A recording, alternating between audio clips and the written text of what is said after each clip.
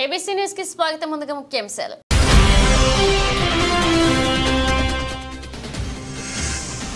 మోదీ నమ్మే పరిస్థితి లేదు. 2029 ఎన్నికల్లో రాహుల్ ప్రధాని కావడం ఖాయం. కాంగ్రెస్ కి పూర్వ వైభవం తెస్తారు.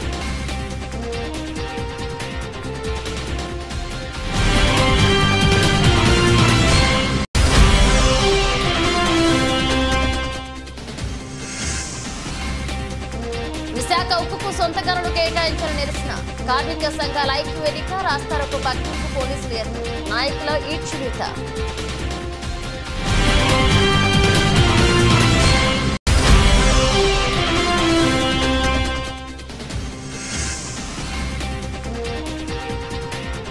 వరద గ్రామాలలో పర్యటించిన ఎమ్మెల్యే జ్యోతుల నెహ్రూ.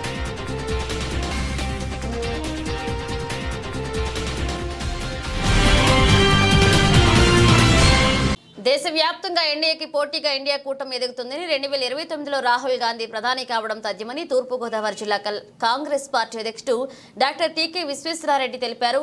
పులి మేక కత్తితో మాదిరిగా ప్రధాని మోదీని ప్రజలు 2 సార్లు నమ్మారని, 3వసారి నమ్మాలా వద్దా అనే డైలమాలో పోటాపోటీ మెజారిటీ ఇచ్చారని, ఇక 4వసారి ఎట్టి పరిస్థితుల్లో నమ్మబోతారని ఆయన పేర్కొన్నారు. పేపర్ మిల్ మెయిన్ గేట్ ఎదురుగా గల శ్రీకృష్ణ సాయి కళ్యాణ మండపంలో మంగళవారం ఉదయం ఏర్పాటు చేసిన మీడియా సమావేశంలో ఆయన మాట్లాడుతూ స్విస్ బ్యాంక్ నుంచి నల్లధనం వెనక్కి తీసుకువచ్చి ప్రజల ఖాతాల్లో 15 లక్షల రూపాయల చొప్పున వేస్తారని చెప్పిన మోదీ మాట నిలబెట్టుకోలేదని, అలాగే రాష్ట్ర విభజన సమయంలో ఇచ్చిన హామీలను కూడా నెరవేర్చలేదని విమర్శించారు. ఇక ఎట్టి పరిస్థితుల్లో మోదీని నమ్మే పరిస్థితి లేదని ఆయన పేర్కొంటూ వచ్చే ఎన్నికల్లో రాహుల్ ప్రధాని కావడం ఖాయమన్నారు. రాష్ట్రానికి ప్రత్యేక హోదా గురించి జగన్ అడగలేదని, చంద్రబాబు కూడా అడగడం లేదని విశ్వేశ్వరారెడ్డి పేర్కొంటూ అందుకే ప్రత్యామ్నాయంగా కాంగ్రెస్ వైపు ప్రజలు ఎదురు చూస్తున్నారన్నారు. అనంతరం ఆయన పలువురు పూలమాలలతో శాల్వాతో సత్కరించారు. ఇక బెజవాడ రంగారావు, దేవత సుధాకర్, కిషోర్ కుమార్ జైన్, అబ్దుల్లా షరీఫ్, కాటం రవి పాల్గొన్నారు.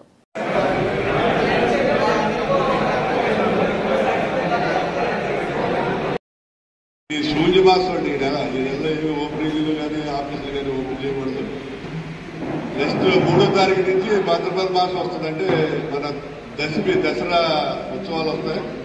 5వ తారీఖు ఉదయం 8 గంటలకే జిల్లా Congress office municipal colony cricket ground ఎదురుగుండా మా బిల్డింగ్ ఉంది. పైన బిల్డింగ్ లో పై అంతస్తులో 2 హాల్స్, 2 బెడ్రూమ్స్, డైనింగ్ ఇవన్నీ ఉన్నాయి. అది మరి నేను జిల్లా ప్రెసిడెంట్ ఉన్నంత కాలం కూడా అది జిల్లా పార్టీ ఆఫీస్ గానే ఉపయోగిస్తాం. 5వ తారీఖు ఉదయం 8 గంటలకే పార్టీ ఆఫీస్ ఓపెనింగ్ అవుతుంది. ఆఫీస్ రెగ్యులర్ గా డైలీ ఉంటుంది. అక్కడ గుమ్మతో ఉంటుంది. నేను కూడా ఉదయం 10 to 1 అందరికీ అందుబాటులో, కార్యకర్తలు కానివ్వండి, ప్రజలకు కానీ అందరికీ అందుబాటులో ఉండి మరి ఎవరికే సమస్యలు వచ్చినా ప్రభుత్వాధికారుల దృష్టికి తీసుకెళ్తాం జరుగుతుంది. ఆ పక్కనే గ్రౌండ్ ఉంది, పెద్ద గ్రౌండ్. మనకి పెద్ద మీటింగ్లు పెట్టుకోవాలన్నా పెట్టుకోవచ్చు. అలాగే కార్యవర్గ సమావేశాలు కానీ ప్రెస్ మీట్లు కానీ అక్కడే జరుగుతాయి. జిల్లా కాంగ్రెస్ మీటింగ్ ప్రతి నెల ఒక రోజు ఫిక్స్ చేస్తాం. అందరితో మాట్లాడి ఆ రోజు మాత్రం ఇక్కడ కళ్యాణ మండపంలోనే ప్రతి నెలకు ఒకసారి మాత్రం జిల్లా కాంగ్రెస్ మీటింగ్ కంపల్సరీగా జరుగుతుంది. అంతేకాకుండా త్వరలోనే ఒక నెలలో వినాయక చవితికి కమిటీ అనౌన్స్ చేశారు. దసరా నాటికి మిగతా మన మండలాలు కానివ్వండి, మన జిల్లాలో 19 మండలాలు ఉన్నాయి. అలాగే మండలాలు, అలాగే విభాగాలు, అన్ని విభాగాలు, మహిళా విభాగం, ఎన్ఎస్యూ, ఐఎన్టీసీ, అలాగే యూత్, మొత్తం అన్ని విభాగాలు కూడా ప్రక్షాళన చేసి అన్ని విభాగాలకు కూడా ఒక నెలలోనే కమిటీ వేయడానికి ట్రై చేస్తాం. ఎవరైనా ఇంట్రెస్టెడ్ కానీ ఆల్రెడీ సీనియర్ లీడర్స్ చాలా మంది ఉన్నారు. వాళ్ళకి కావాల్సి ఇతను బాగా పనిచేస్తాడు, ఎఫిషియెంట్ అనుకున్న వాళ్ళ బయోడేటాలు నా వాట్సాప్ కి పంపిస్తే మరి ఇక్కడ ఆల్రెడీ స్టేట్స్ లీడర్స్ ఉన్నారు. నేను మళ్ళీ మన నగర అధ్యక్షులు అందరూ కూర్చొని ఎవరు బాగుంటుంది అనేది డిసైడ్ చేసి దాన్ని వైఎస్ శర్మిల మేడం దృష్టికి తీసుకెళ్లి మ్యాక్సిమం వీలైనంత వరకు దసరా టైంకి వెళ్ళా కూడా కంపెనీలన్నీ కూడా విదేశం నాటికి కంపెనీలన్నీ కూడా వేయడానికి ప్రయత్నం చేస్తాం. దానికి అందరూ కూడా పూర్తి సహాయ సహకారాలు అందించాలని చెప్పి కోరుతున్నాం. అలాగే ప్రజా సమస్యల మీద నిత్యం పోరాటం జరుగుతుంది. ఎందుకంటే మొన్నటి వరకు నేను ఇండివిజువల్ గానే పోరాటం చేస్తుంటే ఈవేళ ఒక కాంగ్రెస్ పార్టీ అనే ఒక అండ, జిల్లా కాంగ్రెస్ పార్టీ హోదా వచ్చింది కాబట్టి మరి డైలీ కాకపోయినా వారానికి 2 సార్లు ఒకసారైనా సరే మన రాజమండ్రి నగరంలో కానీ జిల్లాలో ఉన్న సమస్యల మీద కంటిన్యూస్ పోరాటం చేస్తూనే ఉంటాం. అలాగే సిపిఎం నుంచి మన అరుణ్ భోజేశ్వరుడు, సిపిఎం జిల్లా జనరల్ సెక్రటరీ, అలాగే సిపిఐ నుంచి మధు జిల్లా జనరల్ సెక్రటరీ అతను కూడా ఫోన్ చేశాడు. సార్ మీరు వచ్చారు, మాకు చాలా ఆనందమైంది, మనందరం కలిసి ధర్నాలు కానీ పోరాటాలు కానీ ఉమ్మడిగా కూటమి తరపు నుంచి ఎన్డీఏ కూటమి తరపు నుంచి మనందరం చేస్తామని చెప్పి వాళ్ళు కూడా చెప్పడం జరిగింది. ఉభయ కమ్యూనిస్ట్ పార్టీలను కలుపుకుని కాంగ్రెస్ పార్టీ కలిసి మరి రేపు కాకపోతే ఎల్లుండ ఈ సమస్యల మీద, ప్రజా సమస్యల మీద కంటిన్యూస్ గా పోరాటం చేయడం జరుగుతుంది. నాకు మరి జిల్లా కాంగ్రెస్ ప్రెసిడెంట్ అవకాశం ఇచ్చినటువంటి ముఖ్యంగా వైఎస్ శర్మిల మేడం లేదు, విశ్వేశ్వరరెడ్డి గారి గురించి నాకు తెలుసు, ఆయన కంపల్సరీగా జిల్లా కమిటీలో ఉండాలి, ఆయనే జిల్లా అధ్యక్షుడు ఉండాలని పోరాటం చేసినట్టు జిల్లా కాంగ్రెస్ అధ్యక్షుడిగా తీసుకొచ్చినటువంటి వైఎస్ శర్మిల గారికి మరొకసారి హృదయపూర్వకంగా ధన్యవాదాలు తెలియజేస్తూ సెలవు తీసుకుంటున్నాం. జై హింద్. పనిచేశారు. గతంలో సమాఖ్యాంధ్రంగా ఉండేటప్పుడు అనేకమైన కార్యక్రమాలు మరి విశ్వేశ్వరరెడ్డి గారు మరి కాంగ్రెస్ పార్టీలో కీలకమైన నేతగా వ్యవహరించారు. అటువంటి వ్యక్తిని ఈ రోజు అఖిల భారత కాంగ్రెస్ కమిటీ అధ్యక్షులు ఖర్గే గారు, అదేవిధంగా ఆంధ్రప్రదేశ్ కాంగ్రెస్ పార్టీ చీఫ్ శర్మిలారెడ్డి గారు వారి యొక్క సర్వీస్ ను దృష్టిలో ఉంచుకుని ఈ జిల్లాకు ఒక సమర్థవంతమైన నాయకుడు కావాలని చెప్పేసి వారిని జిల్లా అధ్యక్షుడిగా నియమించడం జరిగింది. ఆ సందర్భంగా వారికి ప్రత్యేకించి అభినందనలు తెలియపరుచుకుంటున్నాం. మొన్న 2 రోజుల క్రితం అఖిల భారత కాంగ్రెస్ కమిటీ ఆంధ్రప్రదేశ్ కాంగ్రెస్ కమిటీ కార్యవర్గాన్ని ప్రకటించడం జరిగింది. అందులో భాగంగా తూర్పుగోదావరి జిల్లా కాంగ్రెస్ కమిటీకి అత్యధిక ప్రాధాన్యత మరి ఢిల్లీ ఏఐసిసి వారు ఇవ్వడం, అదేవిధంగా శర్మిలారెడ్డి గారు మరి రాజమండ్రి మీద ప్రత్యేకమైన దృష్టి సారించి మరి జిల్లా నుంచి నేను రాష్ట్ర కాంగ్రెస్ పార్టీ ఉపాధ్యక్షుడిగా మరి రాష్ట్రంలో 13 మంది ఉపాధ్యక్షులు ఉంటే అందులో ఒక కీలకంగా నేను ఒక ఉపాధ్యక్షుడిగా నన్ను నియమించారు. శర్మిలారెడ్డి గారికి ప్రత్యేకించి ధన్యవాదాలు. గతంలో మరి శ్రీకాకుళం మొదలుపెట్టి చిత్తూరు వరకు కూడా రాష్ట్ర ఉపాధ్యక్షుడిగా పనిచేసి జిల్లా కాంగ్రెస్ అధ్యక్షుడిగా 3 సంవత్సరాలు సుదీర్ఘంగా పనిచేసి కాంగ్రెస్ పార్టీ బలోపేతానికి ఆర్నిషలు కష్టపడి పనిచేయడం జరిగింది. ఈ రోజు శర్మిలారెడ్డి గారి నేతృత్వంలో మరి రాష్ట్రంలో కాంగ్రెస్ పార్టీ 2029లో అధికారం వచ్చే దిశగా మరి కాంగ్రెస్ పార్టీ శ్రేణులందరం కూడా సమీకరించుకుని పార్టీని బలోపేతం చేయడానికి నా వద్ద నేను కృషి చేయడం జరుగుతుంది. ముఖ్యంగా తూర్పుగోదావరి జిల్లాలో ఉండేటువంటి 7 నియోజకవర్గాల్లో కూడా కాంగ్రెస్ పార్టీ ఒక బలమైన కార్యవర్గాన్ని, బలమైన క్యాడర్ను కలిగి ఉందని చెప్పేసి కూడా ఈ సందర్భంగా మనం చేసుకుంటూ మరి విశ్వేశ్వరరెడ్డి గారు నిరంతరం కూడా వర్క్ చేసే వ్యక్తి. అదేవిధంగా మిత్రుడు బాలిపల్లి మురళి గారు 3 టైమ్స్ నగర కాంగ్రెస్ అధ్యక్షుడిగా గత 7 సంవత్సరాలుగా పార్టీ బలోపేతానికి వారు కృషి చేస్తున్నారు. వారి సర్వీస్ మళ్ళా దృష్టి ఉంచుకుని మేడం గారు సిటీ కాంగ్రెస్ అధ్యక్షుడిగా నియమించడం జరిగింది.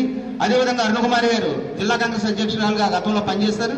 వారిని రాష్ట్ర కార్యవర్గంలో ప్రధాన కార్యదర్శిగా కూడా తీసుకోవడం, అదేవిధంగా రాజమండ్రికి చెందినటువంటి ఎస్ఎన్ రాజా గారు మన యొక్క జిల్లా నుంచి ఆయన్ని కూడా జనరల్ సెక్రటరీగా చేయడం, అదేవిధంగా రాష్ట్ర ఏఐసిసి సిడబ్ల్యూసీ మెంబర్గా ఉన్నటువంటి గిడి వరదరాజు గారు రాజమండ్రి పార్లమెంట్ సభ్యులుగా వారు పోటీ చేయడం, వారిని కూడా Maharashtra Congress committee AICC election officer వరకు కూడా పంపించడం జరిగింది. ముఖ్యంగా చూసినట్లయితే రాష్ట్రంలో ఉండేటువంటి అన్ని జిల్లాల్లో కూడా ఒక రాజమండ్రి తూర్పుగోదావరి జిల్లాలో అత్యధిక ప్రాధాన్యత అఖిల భారత కాంగ్రెస్ కమిటీ కానీ ఆంధ్రప్రదేశ్ కాంగ్రెస్ కమిటీ కానీ. ఆర్జికర్ మెడికల్ కాలేజీ మరియు ఆసుపత్రిలో గత నెలలో జరిగిన మెడికల్ విద్యార్థిపై అత్యాచారం చేసి హత్య చేసిన విషయంలో న్యాయం జరగలేదని రాజమండ్రి గైనకాలజిస్టులు అసోసియేషన్ అధ్యక్షురాలు డాక్టర్ ఐవి అరుణకుమారి అన్నారు. సోమవారం సాయంత్రం స్థానిక వెంకటేశ్వర నగర్లోని ఇండియన్ మెడికల్ అసోసియేషన్ హాల్ నందు రాజమండ్రి గైనకాలజిస్టులు అసోసియేషన్ సభ్యులు ప్రెస్ మీట్ ఏర్పాటు చేశారు. ఈ సమావేశంలో వారు రాజకీయ నాయకుల సహకారంతో హాస్పిటల్ సిబ్బంది సాక్ష్యాలు తారుమారు చేస్తారనే ఆరోపణల మధ్య సిబిఐ విచారణ చేపట్టి నెల రోజులు దాటినా నిందితులను శిక్షించలేదన్నారు. కీలకమైన డిఎన్ఏ ఎవిడెన్స్ ఇప్పటి వరకు బయటికి రాకపోవడంతో కేసు పక్కదారి పడుతోందని ఆందోళన వ్యక్తం చేశారు. మానవ సమాజం సిగ్గుపడేలాగా అత్యంత పాశవికంగా ఒక డాక్టర్ ప్రాణాలు తీసిన నేరస్తులను కఠినంగా శిక్షించాలని డిమాండ్ చేశారు. ఇటువంటి దురాఘాతాలను అడ్డుకోవడానికి పటిష్టమైన చర్యలు అవసరమన్నారు.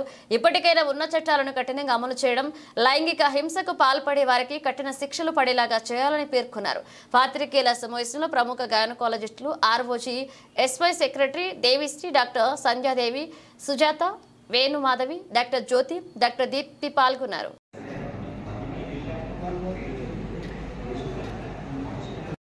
రెస్పాండ్ అవుతూ మన రాజమండ్రి గైనకాలజికల్ అసోసియేషను చిన్న ప్రొటెస్ట్ మీటు ప్లాన్ చేసాం. కానీ మన వాతావరణం సహకరించక మా ప్రొటెస్ట్ మీట్ ఎందుకు 1 మంత్ అయిపోయింది. చాలా దారుణమైన క్రైమ్ న్యాయం జరగలేదు. కనీసం దోషుల్ని ఇంకా అరెస్ట్ కూడా చేయలేదు. అందుకని మళ్ళీ ఒక్కసారి నేషనల్ వైడ్ ప్రొటెస్ట్ చేద్దామని ప్రొటెస్ట్ మీట్ ప్లాన్ చేశాము. కానీ వాతావరణం సహకరించక ఈ ప్రొటెస్ట్ మీట్ని క్యాన్సిల్ చేసి మా పాత్రికేయ సహోదరులు మీ సాయంతో పబ్లిక్లోకి వెళ్ళడానికి దాన్ని ఇలా ప్రెస్ మీట్ కింద కన్వర్ట్ చేసాం. మా ఆహ్వానం ఇక్కడ మనందరం మీట్ అయ్యాము. మెయిన్ ఏంటంటే 1 month బ్యాక్ జరిగిన క్రైమ్ మీ అందరికీ తెలుసు, మా అందరికంటే మీరే బాగా ఫాలో అవుతున్నారు. సో ఆ అమ్మాయిని, ఒక డాక్టర్ని డ్యూటీలో ఉండగా ఆమె వర్క్ ప్లేస్లో, ఆమెకి సేఫెస్ట్ ప్లేస్ ఇవ్వాల్సిన వర్క్ ప్లేస్లో అతి దారుణంగా హత్య చేయడం జరిగింది. ఈ విషయం మనందరికీ తెలుసు. దానికోసం నేషన్ వైడ్ దేశం అంతా కూడా ప్రొటెస్టులు జరుగుతున్నాయి. దేశం అంతా కూడా డాక్టర్సే కాదు, నాన్ మెడికల్ అసోసియేషన్స్, విద్యార్థులు మొత్తం అందరూ కూడా దీనికి ప్రొటెస్ట్ చేస్తున్నారు. అయినా కానీ మనకి ఇంతవరకు దానికి న్యాయం ఏమీ జరగలేదు. ముందు కలకత్తా పోలీసులు దీని కేసు తీసుకున్నారు. బట్ వాళ్ళ యాక్టివిటీ అంత బాగలేదని, అక్కడ ఉన్న ఎవిడెన్స్లన్నీ కూడా డిస్టర్బ్ అవుతున్నాయని ఈ కేసుని సెంట్రల్ గవర్నమెంట్ సిబిఐకి అప్పచెప్పింది. ఇవన్నీ విషయాలు మీకు తెలుసు. సిబిఐ చేతులకు వచ్చి ఆల్మోస్ట్ 1 month అయిపోతున్నా కానీ ఎక్కడ ఇంకా ప్రోగ్రెస్ లేదు కేసులో. అందుకని ఆ విషయమై ఒక్కసారి మళ్ళీ ఒక ప్రొటెస్ట్ చెప్దామని చెప్పి nation wide all gynaecological association ఈరోజు September 9th, అంటే ఈ క్రైమ్ జరిగి కరెక్ట్గా 1 month ఈ రోజుకి. అందుకని ఈ protest meet and press meet arrange చేశాం. మా డిమాండ్స్ ఏంటంటే వీలైనంత తొందరగా ఈ కేసు సాల్వ్ చేయాలి. వీలైనంత తొందరగా ఎవరైతే నేరస్తులు ఉన్నారో ఈ కేసు అసలు ఏం జరుగుతుంది, ఒకళ్ళ నేరస్తుల మళ్ళీ గ్యాంగ్ రేపా అనేది కూడా ఇంకా మనకి పూర్తిగా క్లారిటీ లేదు. ఒకసారి దీన్ని కరెక్ట్గా ఇన్వెస్టిగేట్ చేసి దీనికి సరైన తీర్పు చెప్పాలని, ఎవరైతే ఆ క్రిమినల్స్ ఉన్నారో వాళ్ళకి వీలైనంత తొందరగా శిక్ష వేయాలని, ఆ శిక్ష ఎలా ఉండాలంటే ఎంత తొందరగా జరగాలంటే ఇంకొకళ్ళు ఇలాంటి crimes against doctors is a non bailable cognisable crime అని చెప్పి మన స్టేట్ గవర్నమెంట్ లా పాస్ చేసింది. బట్ దాని ఇంప్లిమెంటేషను అంత కరెక్ట్గా జరగట్లేదు. అందుకని మా డిమాండ్ ఏంటంటే ఇప్పుడు ఈ లాస్ ఏదైతే ఉన్నాయో మన డాక్టర్స్ ప్రొటెక్షన్కి ఇవన్నీ కూడా కరెక్ట్గా ఇంప్లిమెంట్ అవ్వాలి. ఇప్పుడు దాకా సెంట్రల్ గవర్నమెంట్ ఏం చేస్తున్నారంటే ఈ doctors health care system protection అంతా స్టేట్స్కి అప్పచెప్పారు. ఏ స్టేట్ లా వాళ్ళు చేసుకోవాలి, ఏ స్టేట్కి సంబంధించిన లాస్ వాళ్ళు ప్రొవైడ్ చేసుకుని వాళ్ళ హెల్త్ కేర్ సిస్టమ్ని వాళ్ళు చూసుకోవాలి అని. బట్ ఇలా అయితే ఏమైందంటే ఏ స్టేట్ రూల్స్ ఆ స్టేట్స్, ఓన్లీ 17 states ఈ హెల్త్ కేర్ సిస్టమ్ని ప్రొటెక్ట్ చేయడానికి రూల్స్ ఫామ్ చేసుకున్నాయి. మిగతా అసలు కరెక్ట్ రూల్స్ కూడా లేవు. అండ్ ఏ స్టేట్ రూల్ ఆ స్టేట్ది. అందుకని వీటి ఇంప్లిమెంటేషన్ కూడా అంత ప్రాపర్గా జరగట్లేదు. ఇప్పుడు మా డిమాండ్ ఏంటంటే సెంట్రల్ లా కావాలి. ఈ వైలెన్స్ అగైనెస్ట్ డాక్టర్స్ని ఇంప్లిమెంట్ చేయడానికి స్ట్రిక్ట్ రూల్స్ కావాలి, సెంట్రల్ లా కావాలి. ఏ రూల్స్ అయితే ఇంప్లిమెంట్ చేశారో, ఏ రూల్స్ అయితే ఫామ్ చేశారో అవన్నీ కరెక్ట్గా ఇంప్లిమెంట్ కావాలి. మా సెకండ్ డిమాండ్ ఏంటంటే ఉమెన్ ప్రొటెక్షన్ కావాలి. Safe anywhere, not only in health care systems, anywhere they should be a safe environment for the women workers. Third ఏంటంటే హాస్పిటల్స్ అన్నిటినీ సేఫ్ జోన్స్ కింద ప్రకటించాలి. మాకు సరైన సెక్యూరిటీ సిస్టమ్ కావాలి. Private, public, any health care system and all health care professionals, not only doctors, nursing staff, lab staff, medical shop, all health care providers should be protected. Safe environment కావాలి. దీనికి మన supreme court ఏం చేశారంటే ఒక national task ఫోర్స్ని appoint చేశారు. మన ఆంధ్రాలో కూడా ఆ టాస్క్ ఫోర్స్లో ఒక 4-5 వెల్ నోన్ డాక్టర్స్ కూడా ఇంక్లూడ్ అయ్యారు. వాళ్ళందరూ కూడా కొన్ని ప్రోటోకాల్స్, కొన్ని రూల్స్ అన్ని ఫామ్ చేస్తున్నారు, how to protect this system అని చెప్పి. ఈ లోపల మన స్టేట్ గవర్నమెంట్, మన సుప్రీంకోర్టు ప్రతి స్టేట్ కూడా తన ఓన్ ప్రొటెక్షన్ సిస్టమ్స్ని ఇంప్లిమెంట్ చేసుకోవాలని చెప్పారు. ఆ నేపథ్యంలో మన చంద్రబాబు నాయుడు గారు కూడా కొన్ని రూల్స్ పాస్ చేశారు. అవన్నీ మీకు తెలిసినవే. అంతే. చాలా థ్యాంక్స్ అండి. ఏమంటే మేము పోలీస్ ఫోర్స్ని అదేం పెట్టుకోలేము. ఏం కావాలి కదా, ఏమంటే మీ క్వశ్చన్ అండి? మేమేం తీసుకున్నారనే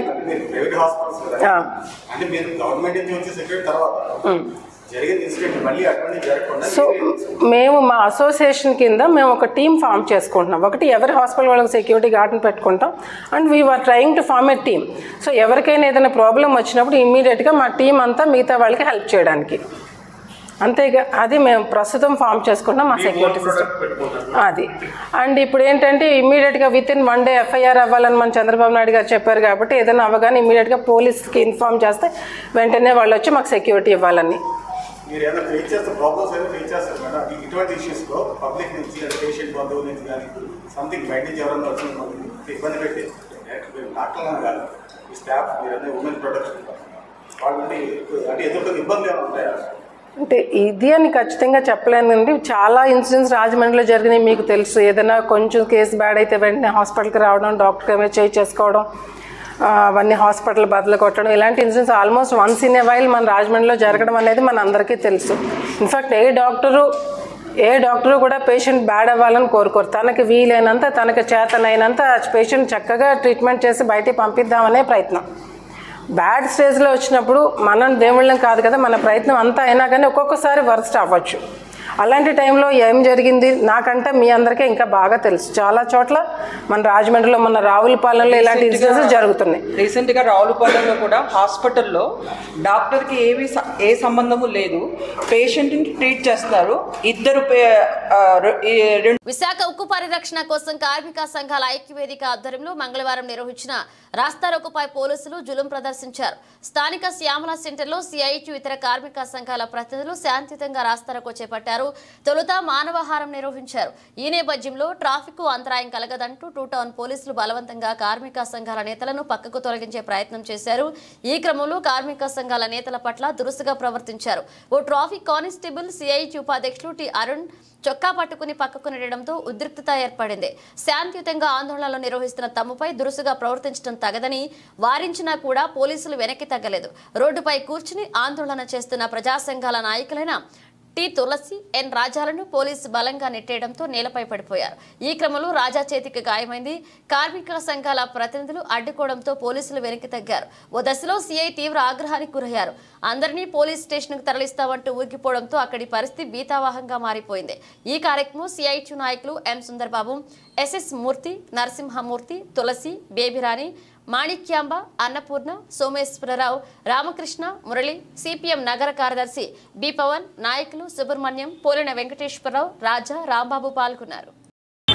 విశాఖ ఉక్కు పరిశ్రమ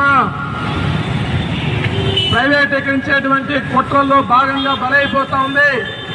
ఇవాళ అదానీకి బొగ్గు కేటాయించి అదానీలకి, అంబానీలకి దోచిపెడుతున్న మోడీ ప్రభుత్వం విశాఖ ఉక్కుకి ఐరన్ ఓర్ గనులు కేటాయించకుండా ఈ రాష్ట్ర అభివృద్ధికి మణిహారంగా ఉన్నటువంటి విశాఖ ఉక్కుని ఇవాళ లక్షల మందికి ఉపాధి ఇచ్చినటువంటి విశాఖ ఉక్కు పరిశ్రమని, విశాఖపట్నాన్ని ఒక మహానగరంగా తయారు చేసినటువంటి విశాఖ ఉక్కు పరిశ్రమని ఇవాళ మోడీ ప్రభుత్వం అత్యంత దుర్మార్గంగా ప్రైవేటీకరించే కుట్ర చేస్తా ఉంది. ఇవాళ బ్లాస్ట్ ఫర్నేసులు మూసుకుంటూ వచ్చి దాని ఉత్పత్తి సామర్థ్యాన్ని తగ్గించాలనే కుట్ర చేస్తా ఉంది. దాంతో పాటు ఇవాళ ఆ పరిశ్రమ మూతేయడం ద్వారా ఆంధ్ర రాష్ట్ర అభివృద్ధిని ఇవాళ సర్వనాశనం చేసే పనిని కేంద్ర మోడీ ప్రభుత్వం చేస్తా ఉంది. ఆంధ్ర రాష్ట్రంలోనేమో ఇవాళ కూటమి ప్రభుత్వంలో భాగస్వామిగా ఉన్నామని చెప్తా ఉంది బీజేపీ. ఆంధ్ర రాష్ట్ర అభివృద్ధికి భాగస్వాములు అయ్యామని చెప్తా ఉన్నారు మాటలు. కానీ ఇవాళ బడ్జెట్ లో ఆంధ్ర రాష్ట్రానికి నిధులు కేటాయించకుండా, ఆంధ్ర రాష్ట్ర అభివృద్ధికి నిధులు కేటాయించకుండా, విశాఖ ఉక్కుని కాపాడడానికి ఐరన్ ఓర్లు కేటాయించకుండా ఈ రాష్ట్ర అభివృద్ధిని మంట కలుపుతోంది మోడీ ప్రభుత్వం. అందుకనే ఇవాళ కేంద్ర మోడీ ప్రభుత్వం అవలంబిస్తున్న నిరంకుశ వైఖరి పైన దేశవ్యాప్తంగా పెద్ద ఎత్తున నిరసనలు వస్తా ఉన్నాయి.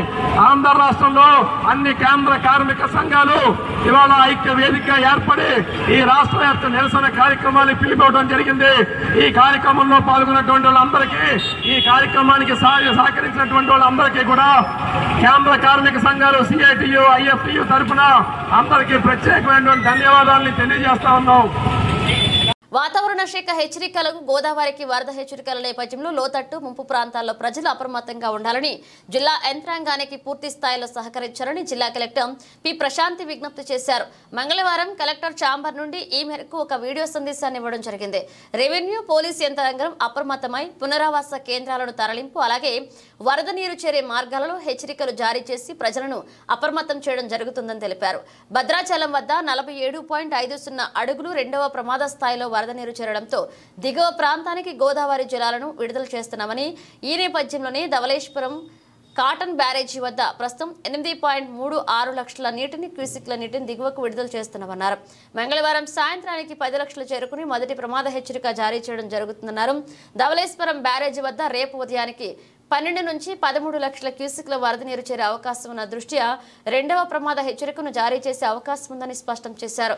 మత్స్యకారులు ఎవరూ గోదావరిలోకి వెళ్లవద్దని, వరద ప్రవాహాన్ని చూసేందుకు సెల్ఫీలు దిగేందుకు ఎవరూ రావద్దన్నారు. కలెక్టర్ విజ్ఞప్తి చేశారు. గోదావరి చాలా ఉధృతంగా ప్రవహించే అవకాశం ఉందని తెలిపారు. ఎవరూ గోదావరిలోకి వెళ్లవద్దని, ముఖ్యంగా పిల్లల విషయంలో తగిన జాగ్రత్తలు తీసుకోవాలన్నారు. లోతట్టు ప్రాంతాల్లో ఉన్న వారు అధికారుల సూచన పాటించి పునరావాస కేంద్రాలకు తరలి రావాలన్నారు. అందరికీ నమస్కారం. ఈరోజు మనము ధవళేశ్వరం బ్యారేజ్ నుంచి 8 లక్షల క్యూసెక్స్ వాటర్ని విడుదల చేయడం జరిగింది. ఈరోజు ఈవినింగ్ అంటే 7 o'clock వరకు వచ్చేటప్పటికి మనం ఇంచుమించుగా 10 లక్షల క్యూసెక్స్ వాటర్ రిలీజ్ చేస్తాం. అంటే ఫస్ట్ వార్నింగ్ అనేది లైవ్లోకి వస్తుంది. అలానే రేపు మార్నింగ్ టుమారో మార్నింగ్కి వచ్చేటప్పటికి మనకి 12 నుంచి 13 లక్షల మధ్యలో వాటర్ రిలీజ్ అవుతుంది. సో ఇప్పుడు మనం భద్రాచలంలో చూసుకుంటే భద్రాచలం డ్యామ్ హైట్ అనేది 47.5. సో ఆల్మోస్ట్ సెకండ్ వార్నింగ్ వరకు వచ్చేసింది. సో మనకి ఎక్సెస్గా వాటర్ ఏదైతే వచ్చిందో అంతా రిలీజ్ చేయాల్సి వస్తుంది. కాబట్టి ఈరోజు రేపు మనకి గోదావరిలోకి చాలా ఉధృతంగా నీటి ప్రవాహం ఉండబోతుంది. నా రిక్వెస్ట్ ఏంటంటే నదీ పరివాహ ప్రాంతాల్లో ఉన్న విలేజెస్ అందరూ కూడా దయచేసి ఆ నదీ ప్రవాహంలోకి వెళ్ళొద్దు. అలానే పిల్లల్ని కూడా మరీ ముఖ్యంగా అటువైపు వెళ్లకుండా చూసుకోండి. సో ఎక్కడైనా మనకి లో లెవెల్ ఏరియాస్ ఏవైతే ఉన్నాయో అధికారులు చెప్పిన మాటలు విని మీకు ఏదైతే మేము రిలీఫ్ క్యాంప్స్ మేము ఆర్గనైజ్ చేస్తున్నామో ఆ రిలీఫ్ క్యాంప్స్లోకి దయచేసి రండి. దానితో పాటుగా మనకి గణేష్ పూజ కూడా అవుతుంది. ఆ నిమజ్జనంకి ఏర్పాట్లన్నీ కూడా మేము రెవెన్యూ అండ్ పోలీస్ యంత్రాంగం పూర్తిగా చేశారు. ఘాట్లలో మేము ఏదైతే ఏర్పాటు చేశామో అక్కడ ఏర్పాటు చేసిన వెన్యూ దగ్గరకు వచ్చి ఆ విగ్రహాన్ని అందించవలసిందిగా మీ అందరికీ కూడా రిక్వెస్ట్ చేయడం జరుగుతుంది. అంతేగాని ఎవరు కూడా వాటర్లోకి దయచేసి వెళ్ళొద్దు. రాజమండ్రి టౌన్లో ఉన్న ఘాట్స్లో కానీ అలానే కొవ్వూరు అండ్ తాడిపూరి అక్కడ ఏరియాలో విలేజెస్లో ఉండే ఘాట్స్లో కానీ సీతానగరం ఏరియాలో కానీ ఎక్కడ కూడా దయచేసి నదీ ప్రవాహంలోకి వెళ్ళొద్దు. చాలా ఉధృతంగా ప్రవాహం రావడం, వేగంగా నీరు రావడం వలన ప్రమాదాలకి గురి అయ్యే అవకాశం ఉంటుంది. అలానే బోట్స్ అన్నీ కూడా మన ఫస్ట్ వార్నింగ్ తర్వాత ఫ్లడ్లో బోట్స్ దేన్ని కూడా మనం అలౌ చేయం. ఫిషర్మెన్ అందరికీ కూడా కమ్యూనికేట్ చేసాం. మరొకసారి మీ అందరికీ రిక్వెస్ట్ ఏంటంటే ఎవరు కూడా నదిలోకి ఫిషింగ్ కానీ లైక్ చూడడానికి కానీ పూజలు చేయడానికి కానీ దయచేసి ఎవరు కూడా వెళ్ళొద్దు. అనవసరమైన ప్రమాదాలను కూడా తీసుకురావద్దు. దయచేసి డిజాస్టర్ మేనేజ్మెంట్ ద్వారా అలానే జిల్లా యంత్రాంగం ద్వారా వచ్చిన హెచ్చరికలను పాటించండి. ఇళ్లలోనే ఉండండి. నదీ పరివాహ ప్రాంతంలోకి దయచేసి ఎవరు కూడా వెళ్ళొద్దు. కాకినాడ జిల్లా కెర్లంపూడి, జగ్గంపేట, ఏలేరు వరద బాధిత గ్రామాలను జగ్గంపేట ఎమ్మెల్యే జ్యోతుల నెహ్రూ పర్యటించి వారి కష్టసుఖాలను తెలుసుకుని వెంటనే పునరావాస కేంద్రాలకు చేరుకోవాలని ప్రజలకు విజ్ఞప్తి చేశారు. ఈ రాత్రికి మరింత వరద ఉధృతి పెరిగే అవకాశం ఉన్నందున ప్రతి ఒక్కరూ తగిన జాగ్రత్తలు తీసుకోవాలని, పునరావాస కేంద్రాల్లో మీకు అన్ని ఏర్పాట్లు చేయడం జరుగుతుందని, కాబట్టి లోతట్టు ప్రాంతాల్లో ఉన్న ప్రజలు ప్రతి ఒక్కరూ కూడా తగిన జాగ్రత్తలు తీసుకుని సురక్షిత ప్రాంతాలకు తరలి రావాలని ఆయన ప్రజలను కోరారు. అనంతరం పునరావాస కేంద్రాలను పరిశీలించి ఏర్పాట్లు పర్యవేక్షించారు. ప్రజలకు మందులు అందుబాటులో ఉంచి మెడికల్ క్యాంపులు కూడా ఏర్పాటు చేశారు. ఈ కార్యక్రమంలో జంపన సీతారామచంద్ర వర్మ, కొత్త కొండబాబు, అడవాల వెంకటేశ్వరరావు, గంగిరెడ్ల దొరబాబు, మంచికంటి శ్రీను, నూతి శ్రీను, పేపకాయల వీర్రాజు పాల్గొన్నారు.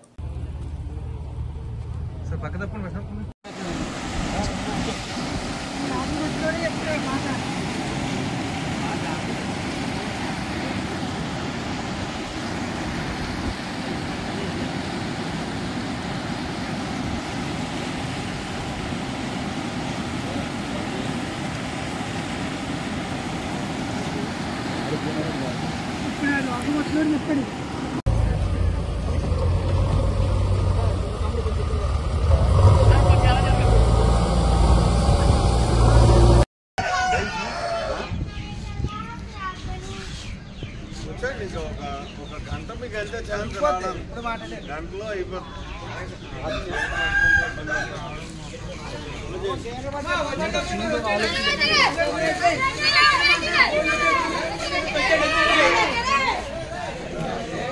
అన్ని అవయవాల కంటే నయనం ప్రధానం శాసనసభ్యులు వేగుళ్ల జోగేశ్వరరావు అన్నారు.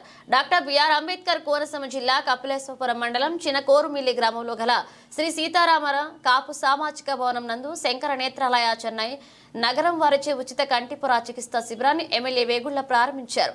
కోరుమిల్లి వంటి మారుమూల గ్రామాల్లో ఇటువంటి కార్పొరేట్ వైద్యం శిబిరం నిర్వహించడం అభినందనమన్నారు ఎమ్మెల్యే. ఇక నిపుణులైన కంటి వైద్యులు కంటికి సంబంధించిన శస్త్రచికిత్సలు ఇక్కడ ఉన్న మొబైల్ ఆపరేషన్ వెహికల్లో నిర్వహిస్తామని నిర్వాహకులు కోరుమిల్లి గ్రామానికి చెందిన ఎన్ఆర్ఏ లంకా విజయ్ మోహర్ చంద్ తెలిపారు. మేజర్ ఆపరేషన్ అవసరమైతే ప్రయాణ ఖర్చులు భరిస్తే చెన్నై తీసుకువెళ్లి శస్త్రచికిత్స చేస్తామని తెలిపారు. ఈ వైద్య శిబిరంలో ఎమ్మెల్యే వేగుళ్ల, జనసేన ఇన్ఛార్జ్ వేగుళ్ల లీలాకృష్ణ కంటి పరీక్షలు చేయించుకున్నారు. ఇక సర్పంచ్ ఆచంట సత్యనారాయణ, ఎంపీటీసీ సుంకర వెంకటేశ్వరరావు, జనసేన పార్టీ మండల అధ్యక్షుడు తుట్టుపు నాగరాజు, టీడీపీ నాయకులు సుంకర బుజ్జి, కె సుబ్రహ్మణ్యం, వెలుకుబంటి వీరభద్రం, వార్డు సభ్యులు మోటుపల్లి బాపిరాజు, ప్రోగ్రామ్ కోఆర్డినేటర్ రామరాజు, కంటి వైద్యులు డాక్టర్ ఐశ్వర్య, సిబ్బంది తదితరులు పాల్గొన్నారు.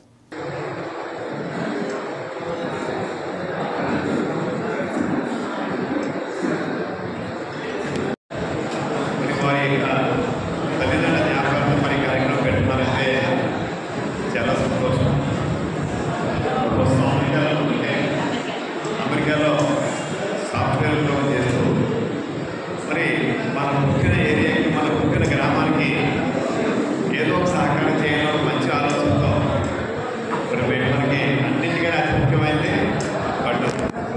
నయనం ప్రధానం ఉన్నారు పెద్దలు కూడా. ఆ యొక్క కళ్ళని మనకి ఏదైనా ఇబ్బందులు ఉంటే అవి అన్నీ కూడా చాలా చక్కగా మరి ఇక్కడ మనకి అన్ని చూసి చిన్న చిన్నది ఇక్కడ ఆపరేషన్ చేస్తారు. మరి నాకు చెప్పింది అయితే వారు ఏదైనా ఒకటి ఆపరేషన్ చేస్తాం, మరీ ఏదైనా పెద్దది ఏదైనా ఉంటే ఇక్కడి నుంచి వారి ఒక దారికి వచ్చి మాత్రం పెట్టుకుంటే అక్కడ మనం చెన్నైలో మేమే అన్ని సదుపాయంతో ఆపరేషన్ చేయించి మళ్ళీ రైల్వే స్టేషన్ పంపే వరకు కూడా బాధ్యత మేమే చూసుకుంటామని చెప్పారు. వాళ్ళని పూర్తిగా అభినందిస్తూ ఇటువంటి మంచి మంచి కార్యక్రమాలు మరిన్ని చేయాలని చెప్పి ఆ అయ్యప్ప స్వామిని కోరుకుంటూ మరి దీన్ని మన ఒక కోరిమిల్లి చెప్పుకోరు కాకుండా చుట్టూ ఉన్న గ్రామం పేరు మనం దీన్ని కొంచెం ఎలా తీసుకువెళ్ళి మరి అందరూ సభ్యులు చేసుకుందామని చెప్పి అందరినీ కోరుకుంటూ చక్కటి కార్యక్రమం చేసినటువంటి శ్రీ మెదర్ శ్రీమతి విజయ్ గారికి, పెద్దలకి మరి మన ఎంజాయ్ చేస్తూ అందరికీ నమస్కారం.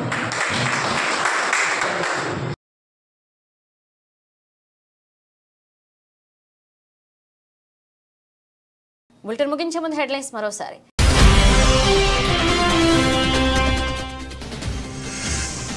మోదీ నమ్మే పరిస్థితి లేదు. 2029 ఎన్నికల్లో రాహుల్ ప్రధాని కావడం ఖాయం. కాంగ్రెస్ కి పూర్వ వైభవం తెస్తారు.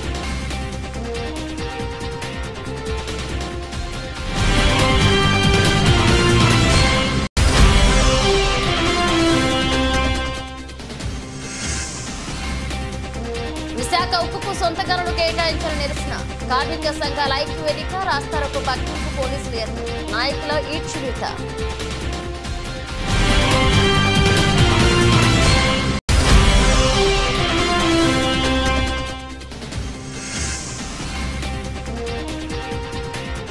వరద గ్రామాలలో పర్యటించిన ఎమ్మెల్యే జ్యోతుల నెహ్రూ.